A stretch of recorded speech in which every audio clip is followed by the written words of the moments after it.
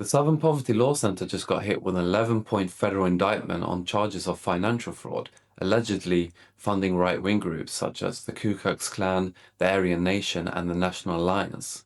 That includes 6 counts of wire fraud, 4 counts of bank fraud, and 1 count of conspiracy to commit money laundering, with the NGO supposedly defrauding donors by transferring $3 million of donor funds to members within the groups through an obfuscating financial setup of fictitious shell companies that use prepaid bank cards which were given to far-right group members and leaders. If you're unfamiliar with the Southern Poverty Law Center, or SPLC, it's a non-profit organization with a stated mission of dismantling white supremacy groups. So why would such an NGO be funding white supremacy groups? That's exactly what Acting Attorney General Todd Blanche brings up in the indictment press conference, together with FBI Director Kash Patel, claiming that the SPLC was, quote, manufacturing the extremism it purports to oppose by paying sources to stoke racial hatred. The SPLC defends itself by saying the funds sent to far-right group members were part of an informer system and that the SPLC is a target of an attack from the Trump administration. This is far from the whole story though, as this is just a culmination of a long trajectory of conflict between left and right.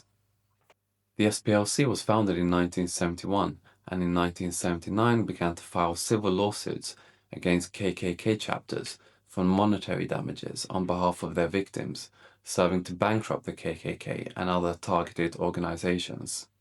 With the New York Times stating, the SPLC have been credited with devising innovative legal ways to cripple hate groups, including seizing their assets. In 1981, the SPLC took KKK leader Louis Beam's Klan-associated militia, the Texas Emergency Reserve, to court to stop harassment and racial intimidation of Vietnamese shrimpers in the Galveston Bay area, Texas.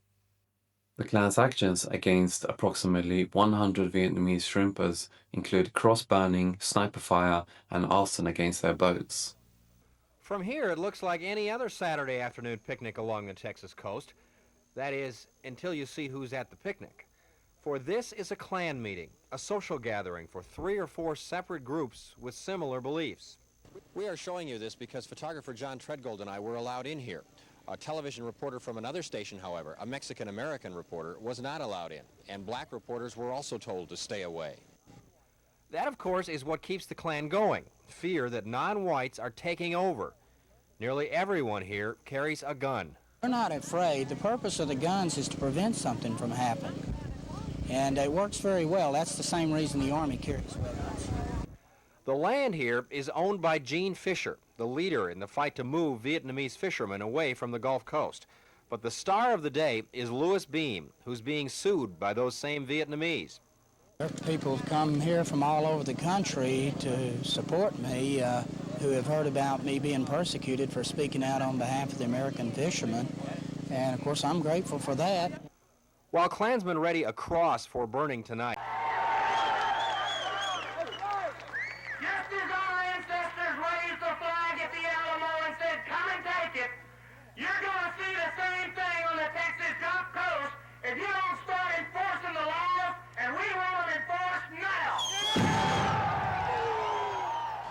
the Klan came in with a bang, bringing with it the threat of a less than peaceful solution to the problem. They came at the invitation of the American Fishermen's Association, headed by this man, Gene Fisher. And we are being made the dumping grounds of the world. But before the Klan came, no one listened. Now, Seabrook got national attention. Got to tell the world about this problem, I'll tell you. We don't. The damn government gives them everything, you know, helps them out. Nah, you don't see them helping us out after we've been here all our lives. I just don't know. Like I say, if I can't do something with it, we can just forget this way of life for the white man. If you don't want me to stay here, yes, sir, I am going to leave. After 2 of their boats were burned, the Vietnamese said they would go, but they didn't. Instead, they filed a lawsuit against the Ku Klux Klan and asked for federal protection. Many of the fish markets along the waterfront are owned by Vietnamese. The Vietnamese are here to stay. There are now about 100 Vietnamese boats along this part of the coast, and every one of them is gearing up for the opening of shrimp season, Friday. Tomorrow, this boat will be joined by many others. both American and Vietnamese, all competing for the diminishing supply of shrimp in Galveston Bay. Whether that competition can continue peacefully is a matter of time and temperance. No one in their right mind can expect these Americans, more than that these Texans, to give up these waters without a fight. Phil Archer, Channel 2 News. The court ordered the clan to cease violence, threatening behavior, and other harassment towards the Vietnamese shrimpers and to close its military training camp. These men are Ku Klux Klansmen who are also members of the paramilitary arm of the Klan, known as the Texas Emergency Reserve. This training is one day of a two-day operation conducted recently at a secret location in north-central Texas. We were driven out into the woods blindfolded by Texas Klan leader Louis Beam. It then took us about a half hour to hike into the campsite. We stopped frequently so Beam could see if lookouts he had posted were doing their jobs. Through the early part of the day, the 25 Klansmen at the camp were given detailed instruction in various combat techniques by two men who were identified to us as commissioned U.S. Army officers. Beam, who served as a door gunner on a helicopter crew in Vietnam, also gave some of the instruction. When they get in that kill zone and you initiate fire, maximum damage in the shortest length of time, maximum violence upon them. Everybody in there, they mustn't have a chance to do anything but one thing, die. The classroom work was followed by an elaborate and relatively well-disciplined patrol exercise. Half of the Klansmen went out to set up an ambush, the other half then went out to find them. I want the Cardian to come in now. We want to start coming together. That's probably where they'll hit us. Let's move out this way. The ambush team struck without being detected. Those who had blanks fired them. The others shouted to score a hit.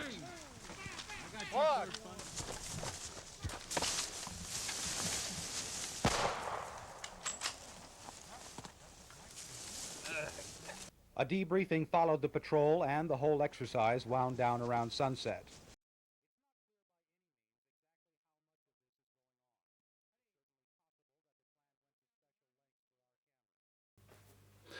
In 1987, the SPLC won a case against the United Klans of America for the lynching of Michael McDonald, a black teenager in Mobile, Alabama, where the Klan had to pay $7 million worth of damages to the victim's mother.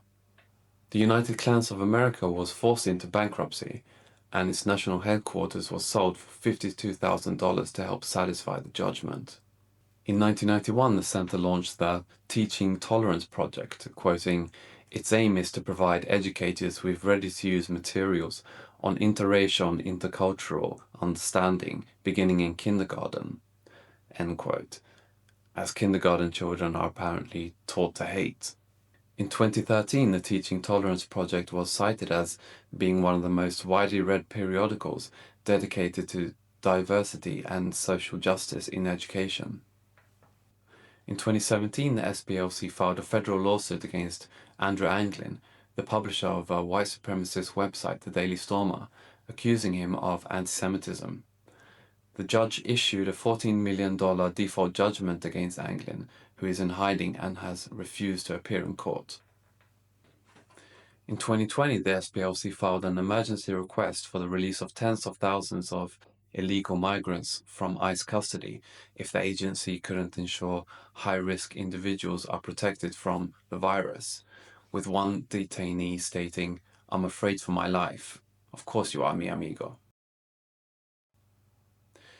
In January 2023, the FBI produced an internal intelligence memo identifying radical traditionalist Catholics as potential domestic violent extremists, with the sourcing coming from, you guessed it, the SPLC.